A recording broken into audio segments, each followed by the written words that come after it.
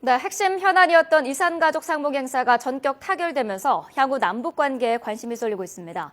앞으로 추가 접촉이 계속될 것으로 예상되는데요. 지금처럼 순항을 거듭할 수 있을지는 미지수입니다. 김웅래 기자입니다. 7년 만에 이루어진 남북 고위급 접촉은 성공적으로 마무리됐습니다. 한미 군사훈련에 민감하게 반응해온 북한이 조건 없는 이산가족 상봉에 합의하면서 관계 개선의 물꼬를 트기 시작한 겁니다. 신뢰에 기초한 남북관계 발전이 첫걸음을 내딛게 된 것을 의미 있게 생각합니다. 이 때문에 상봉 행사 이후에도 이어질 것으로 보이는 남북 간 접촉에 관심이 쏠리고 있습니다.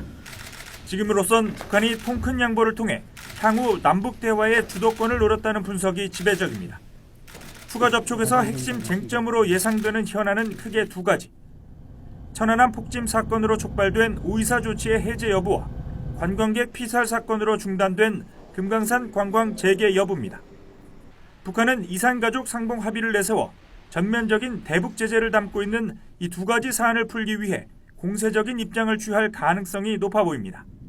정부는 이에 대해 북한의 책임 있는 사과와 재발 방지 조치를 요구하고 있습니다. 오이사 조치라고 하는 것이 천안함 폭침에 의한 우리 정부의 그 대북 제재 일환이기 때문에 그러한 그 천안함 폭침에 대한 북한이 책임 있는 조치가 반드시 선행되어야만이. 이렇게 인도주의적 사안과는 달리 첨예한 이견을 보이고 있다는 점에서 남북이 지금과 같은 분위기를 이어가기는 쉽지 않아 보입니다.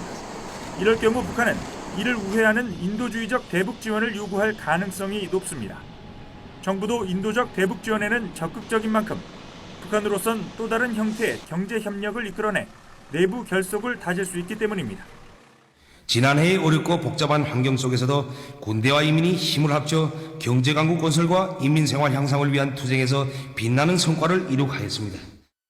경제 상황이 좋지 않은 북한으로서는 올해 경제적 성과를 내야 되는 이런 조급함이 반영되었고, 대외적으로는 군사훈련 기간임에도 불구하고 이산가족 상봉과 같은 인도적 지원을 한다는 것을 대외적으로 좀 보여주기 위한 명분 쌓기도 있지 않나 생각이 듭니다.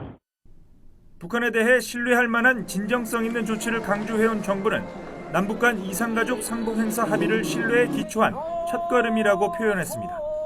이산가족 상봉 행사가 성공적으로 치러지고 이를 토대로 남북 관계가 전환점을 맞을 수 있을지 관심을 모으고 있습니다. YTN 김웅래입니다.